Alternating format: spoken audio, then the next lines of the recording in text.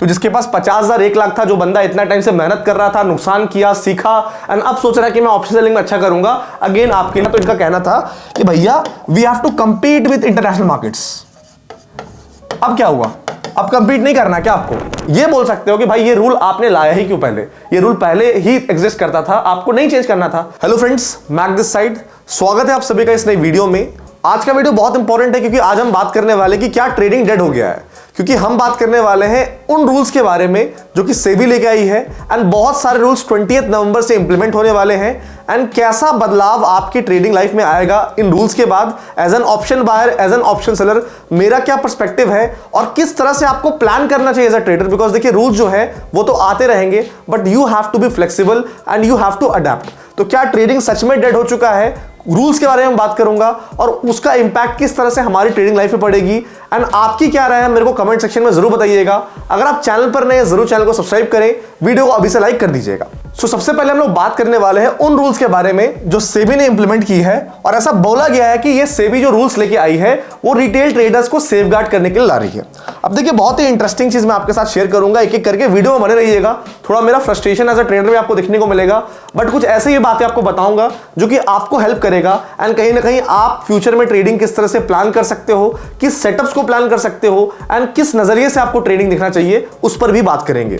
सबसे पहला जो रूल है वो है कॉन्ट्रैक्ट साइज इंक्रीज कर दिया है। बेसिकली क्या है ना, नॉर्मली अभी क्या है, अभी अगर आप चेक करोगे तो करंटली जो निफ्टी का लॉट साइज है दैट इज 25, ठीक है। अब कॉन्ट्रैक्ट साइज कैसे कैलकुलेट होती है? जो भी निफ्टी का लॉट साइज है into the price of Nifty. से चलिए मान कर चलते हैं निफ्टी का अपना प्राइस है 24,000, ठीक है। 24,000 को अगर मैं पकड़ता हूं, 24,000 इंटू 25 अगर आप करोगे तो ये ऑलमोस्ट आता है 5,50,000 के आसपास। एग्जैक्ट नहीं बोल रहा हूं बट इसी एरिया के आसपास आएगा। तो ये अपना कॉन्ट्रैक्ट साइज होता है, कॉन्ट्रैक्ट साइज होता है। लेकिन मार्जिन हमें कितना देना पड़ता है? 10 to 15% of the contract size. यानी अगर हमें एक लॉट निफ्टी का अगर सेल करना है 25 के लॉट में तो मुझे 50 to 60,000 में मैं एक लॉट आराम से सेल कर सकता हूं, ठीक है। और देखिए जब से एवरीडे एक्सपायरी आई है ना, तो उससे क्या हुआ है कि ऑप्शन सेलर्स की तादाद बढ़ गई है। हर ऑप्शन सेलिंग अफोर्डेबल हो चुका है, तो हर एक बंदा जो ऑप्शन बायर वाला जिसने अपने हाथ ऑप्शन बाइंग में जलाए हैं वो अब ऑप्शन सेलिंग कर रहा है एंड उससे क्या हुआ कि बहुत भीड़ इकट्ठा हो गई ऑप्शन सेलिंग में। तो जो बड़े प्लेयर्स हैं जो मोस्टली ऑप्शन सेलिंग करते हैं उनको भी कहीं ना कहीं दिक्कत हुई है एंड उसके कारण फिर से ये रूल अपना वापस आ रहा है। पहले क्या था, पहले अपना लॉट साइज निफ्टी का 75 था, उसको पहले घटाया गया 50 किया गया, फिर उसको 25 किया गया, फिर अचानक 75 आ गया। मतलब समझ में नहीं आता है कि जो रूल पहले था उसको आपने चेंज किया, फिर वापस से वो रूल लेकर आ गए, मतलब कोई सेंस नहीं बनता है। तो अभी बेसिकली क्या हुआ है कि अब निफ्टी का जो लॉट साइज अगर आप चेक करोगे, निफ्टी का 25 से 75 कर दिया गया है, बैंक निफ्टी का 15 से 45, फिर निफ्टी का 25 से 65, मिड कैप निफ्टी का 50 से 120 एंड बेसिकली सेंसेक्स का 10 से 20। सब में अगर आप मोटा मोटी देखोगे तो जो अभी कॉन्ट्रैक्ट साइज की वैल्यू है 5 लाख 6 लाख सारे इंडाइसेस में, उसको बदल के कर दिया गया है ऑलमोस्ट 15 लाख प्लस। अब 15 लाख प्लस कर दिया गया अगर कॉन्ट्रैक्ट साइज, तो अगर आपको ऑप्शन सेल करना है तो 10 से 15% का अगर मैं मार्जिन पकड़ता हूं तो एक लॉट सेल करने के लिए आपको अब चाहिए 1.5 लाख रुपए। तो जिसके पास 50,000 1 लाख था, जो बंदा इतना टाइम से मेहनत कर रहा था, नुकसान किया, सीखा एंड अब सोच रहा है कि मैं ऑप्शन सेलिंग में अच्छा करूंगा, अगेन आपके लिए उन्होंने क्या किया है, एक बहुत बड़ा हिंड्रेंस, एक बहुत बड़ा रोड़ा खड़ा कर दिया है कि भाई इतना आसानी से पैसा बनाने नहीं दूंगा। कई लोग मार्केट्स में सीखते हैं, करंट मार्केट में जो कंडीशन है उसको देख के बहुत सारे लोगों को एक उम्मीद मिली थी कि हाँ अब हम ऑप्शन सेलिंग करके कंसिस्टेंटली पैसा बना सकते हैं, बट उनकी उम्मीद को यहां पर पूरी तरह से खारिज कर दिया गया। तो ये जो रूल आया है उससे क्या हो गया, लॉट साइज बढ़ने के कारण कॉन्ट्रैक्ट साइज की वैल्यू बढ़ेगी एंड कॉन्ट्रैक्ट साइज की वैल्यू बढ़ने से क्या होगा बेसिकली कि 10 से 15% अगर आप मैं पकड़ता हूं कॉन्ट्रैक्ट साइज का मार्जिन, तो जो 50,000 में आप एक लॉट सेल करते थे अब आपको 1.5 लाख उसी का देना पड़ेगा। एंड देखिए ये तो 50,000 जो आप एक लॉट सेल करते थे ये तो आप नेकेड करते थे। अगर आपको मार्जिन बेनिफिट चाहिए होता था तो आप अगर हेज कर लेते थे तो एक लॉट आप 15-20 हजार में कर सकते थे। अब यही 15-20 हजार वाला एक लॉट अगर आपको हेजिंग भी करना है तो मिनिमम 50-60,000 आपको यहां पर देना पड़ेगा। अब इससे क्या होगा, इससे जो लोग जिनके पास कम कैपिटल है, जो ऑप्शन सेलिंग स्टार्ट किए थे, वो अब ऑप्शन सेलिंग नहीं कर पाएंगे। Now they will be again forced to go to option buying, जिससे वो परेशान थे, जिससे उनके लिए पैसा बनाना आसान नहीं था, अब वे वहीं चले जाएंगे एंड वहां पर अगेन अपना पूरा हाथ जलाएंगे। क्योंकि ऐसे बहुत सारे ट्रेडर्स से मैं बात कर चुका हूं, बहुत लोग मेरे को बताते हैं कि सर जब से मैं ऑप्शन सेलिंग करना स्टार्ट किया तो I have been making consistent returns. मैं कम बना रहा हूं बट कंसिस्टेंट प्रॉफिट्स बना रहा हूं एंड सेबी को या बड़े एक्सचेंजेस को ये बात रास थोड़ी आएगी कि और रिटेल ट्रेडर पैसा बनाएंगे। ऐसा कैसे हो सकता है? ये मार्केट रिटेल ट्रेडर्स के नुकसान के लिए ही है। सेबी का डेटा आया था ना, 99% रिटेल ट्रेडर्स मेक लॉसेस। तो ये फिगर अगर मेंटेन करना है सेबी को, एनएसई को, तो ये सारे रूल्स लाने पड़ेंगे ना, वरना ये फिगर तो कम होते जाएगा। 99 का 98, 98 का 97, 97 का 96, ये फिगर कम होते जाएगा क्योंकि लोग यहां पर पैसा बनाना स्टार्ट करेंगे। तो अब बेसिकली क्या होगा कि ऑप्शन सेलिंग लोग कम करेंगे, ऑप्शन सेलिंग में भीड़ कम होगी। ऑप्शन सेलिंग में जब भीड़ कम होगी तो बड़े प्लेयर्स शांति से आराम से अपना पैसा बनाएंगे, एंड जैसे वो तड़पाते थे, जैसे वो ट्रैप करते थे रिटेलर्स को, वैसे वो ट्रैप करने वाले हैं। ठीक है, ये रूल नंबर 1 आपने देख लिया। उसके बाद इससे क्या होगा, ये ऑप्शन सेलर्स को हेल्प करेगा जो एग्जिस्टिंग ऑप्शन सेलर्स है, जिनके पास बड़ा कैपिटल है। छोटे कैपिटल वाले की बात नहीं कर रहा हूं, जिनके पास बड़ा कैपिटल। जैसे अगर मैं अपनी बात करता हूं, मेरे लिए ये रूल बहुत अच्छा है, क्योंकि पहले क्या हुआ था, पहले क्योंकि सब ऑप्शन सेलिंग कर रहे थे तो रैंडम स्पाइक्स आ गया, प्रीमियम डीके उतना अच्छे से नहीं हो रहा है, प्रीमियम में डबल ट्रिपल 4x 10-15 मिनट के अंदर हो रहा है, फिर डीके आ जा रहा है। इस तरह के मूव्स अपने को पिछले 1 साल 1.5 साल में, जो कि हमने कभी नहीं देखे हैं, वो देखने को मिल रहे थे। लेकिन इस रूल आने के कारण जो ऑप्शन सेलर्स है उनके लिए अच्छा हो जाएगा, क्योंकि ऑप्शन सेलर्स में कंपटीशन कम रहेगा। जिनके पास बड़ा कैपिटल है वो ऑप्शन सेलिंग कर पाएंगे। एंड अच्छी बात क्या है कि ऑप्शन सेलर्स के लिए कहीं ना कहीं अच्छी चीज भी है, ऐसा नहीं कि सिर्फ बुरी चीज है। जो एग्जिस्टिंग ऑप्शन सेलर्स जिनके पास अच्छा पैसा है उनके लिए रिस्क मैनेजमेंट अच्छा हो जाएगा, क्योंकि पहले वो एक लॉट 50,000 में अफोर्ड कर पाते थे, अब वो एक लॉट की कीमत 1.5 लाख हो जाएगी। तो जब 1.5 लाख हो जाएगी तो अगर मान लीजिए 5 लाख पहले आपके पास फंड्स थे तो आप 10 लॉट सेल कर पाते थे, अब आप सिर्फ 3 लॉट कर पाओगे। इससे अच्छी बात क्या है कि कहीं ना कहीं जो आपका रिस्क मैनेजमेंट है, मनी मैनेजमेंट है, वो काफी अच्छा हो जाएगा। बट ये ऑप्शन बायर्स के लिए अच्छा नहीं है। ऑप्शन बायर्स के लिए अच्छा क्यों नहीं है? क्योंकि देखिए जब लॉट साइज बढ़ जाएगा ना अपना, जब लॉट साइज बढ़ जाएगा, ऑप्शन बायर पैसे कैसे देता है, मान लीजिए एक प्रीमियम 100 रुपीज का है, अभी निफ्टी का करंट लॉट है 25 का, तो अगर उसको एक लॉट बाई करना है तो उसको 2500 देना पड़ेंगे, प्रीमियम इंटू 1 लॉट 25। अब निफ्टी का कर दिया जाएगा 20 नवंबर के बाद 75, तो 75 इंटू द प्रीमियम प्राइस, यानी पहले ऑप्शन बायर को देना पड़ता था 2500 रुपया, अब ऑप्शन बायर को कहीं ना कहीं एक लॉट के लिए ट्रिपल अमाउंट देना पड़ेगा। यानी पहले वो कम अमाउंट नुकसान कर रहा था, अब वो ज्यादा अमाउंट नुकसान करेगा। यानी ये जो रूल है ये मेरे को ऑप्शन बायर्स के खिलाफ देखने को मिल रहा है। देखिए मैं इसलिए बात कर रहा हूं क्योंकि बहुत सारे ट्रेडर्स ना मेंटली जो स्टेबल है, मेंटली जो स्ट्रांग है, जो मार्केट्स में टफ कंडीशन में ट्रेड कर चुके हैं, जिनके अंदर डिसिप्लिन है, जिनके अंदर रिस्क मैनेजमेंट है, ये कोई भी रूल से उनको फर्क नहीं पड़ेगा।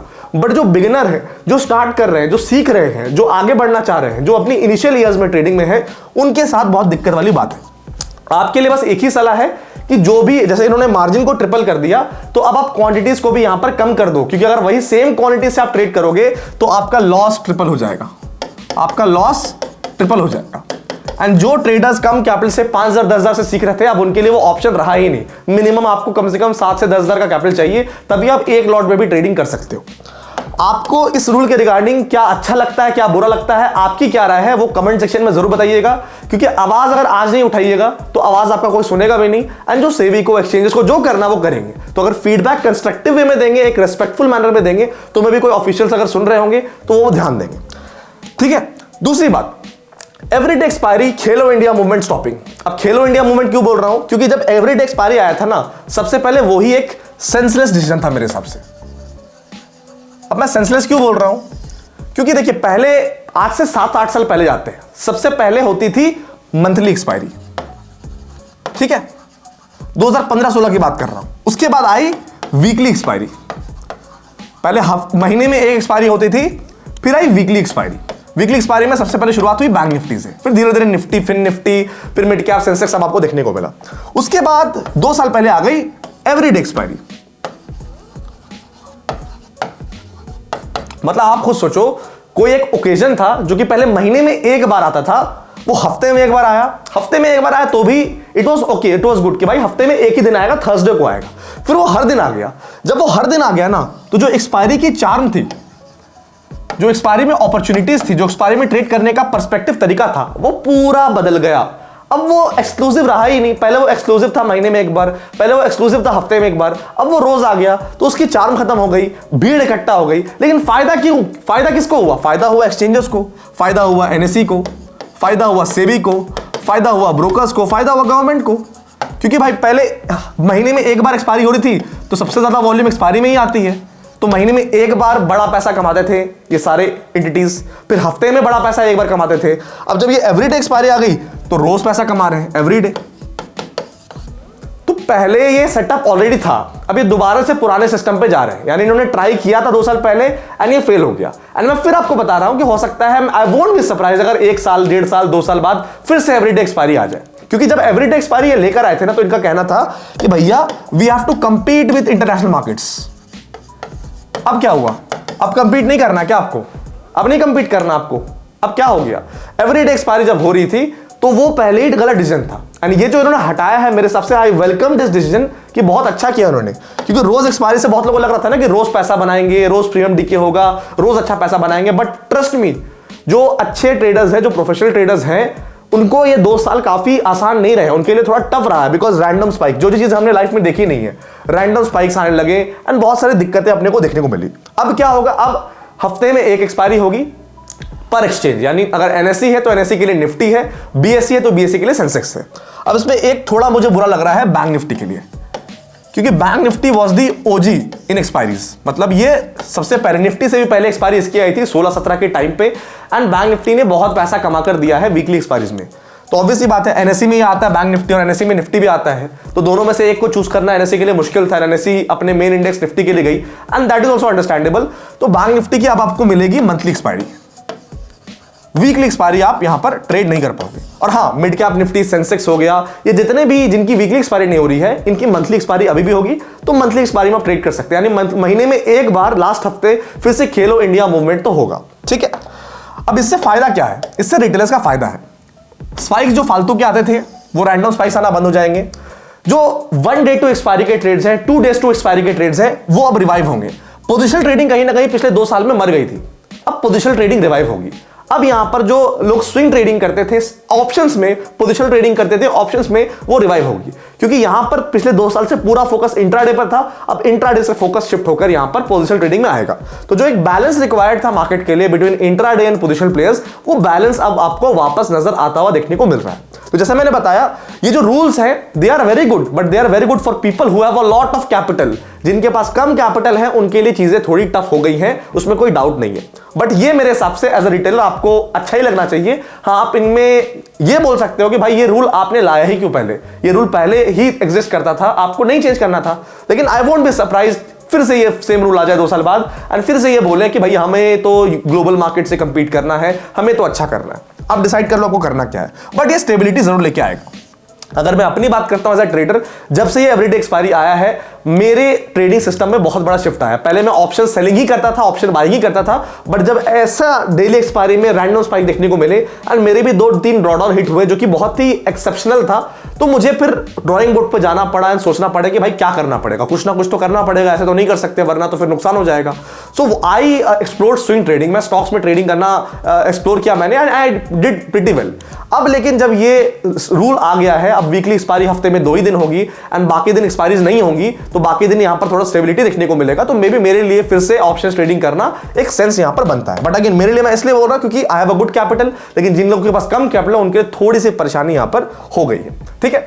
थर्ड रूल उतना आपके काम का नहीं है, उतना फर्क नहीं पड़ने वाला है, ये ऑप्शन सेलर्स के लिए है। Additional margin on expiry day. Basically क्या होता था कि एक्सपायरी के दिन जो भी आपका मार्जिन रहता था ब्रोकर उतना ही लेता था, बट अब आपको ELM यानी एक्सट्रीम लॉस मार्जिन, जितना भी आपका मार्जिन है उससे 2% बढ़ाकर लिया जाएगा, तो वो उतना फर्क नहीं पड़ेगा। ये भी उनके लिए जो शॉर्ट पोजीशन एक्सपायरी में बनाएंगे, तो ये उतना फर्क नहीं पड़ने वाला ये रूल के हिसाब से। और भी 3 रूल्स हैं, बट वो फरवरी में इंप्लीमेंट होंगे, तो मैंने उन रूल्स की बात की जो कि 20 नवंबर से इंप्लीमेंट होने वाले हैं। देखिए, रूल्स अगर मैं बात करता हूं, ये रूल्स कोई नए रूल्स नहीं है, ये पहले मार्केट में एग्जिस्ट करते थे। इन्होंने जबरदस्ती रूल्स को चेंज किया, जबरदस्ती ट्रेडिंग को टफ किया, जबरदस्ती बहुत लोगों का नुकसान हुआ इसके चक्कर में। एंड जब इतना ज्यादा डेंट आ गया, इतना ज्यादा यहां पर प्रेशर आया लोगों से कि भाई रिटेल ट्रेडर तो इतना नुकसान करे, तब वापस ये फिर गए। वरना 2 साल में बहुत मोटा पैसा कमाया है सारे एक्सचेंजेस ने, 2 साल में बहुत मोटा पैसा कमाया है सेबी ने।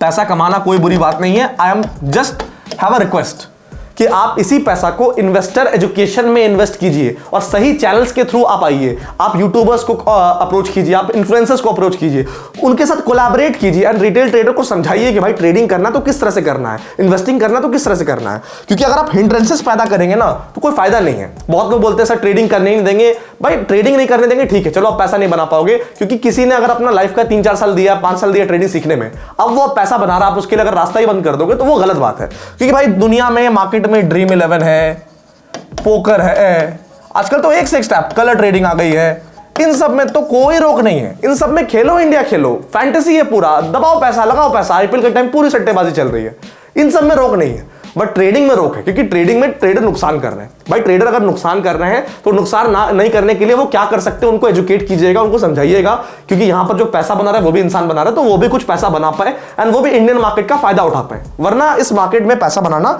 डिफिकल्ट होते जा रहा है। आपकी क्या राय है मेरे को कमेंट सेक्शन में जरूर बताइएगा। ये वीडियो अगर अच्छा लगा वीडियो को लाइक कर दीजिएगा, अपने फ्रेंड के साथ शेयर कीजिएगा, शेयर करना बहुत जरूरी है ताकि आवाज पहुंचे सही टाइम पे, एंड अपनी राय जरूर बताइएगा। मिलते हैं किसी नेक्स्ट वीडियो में फ्रेंड्स, तब तक के लिए stay safe, have a good day and love you all.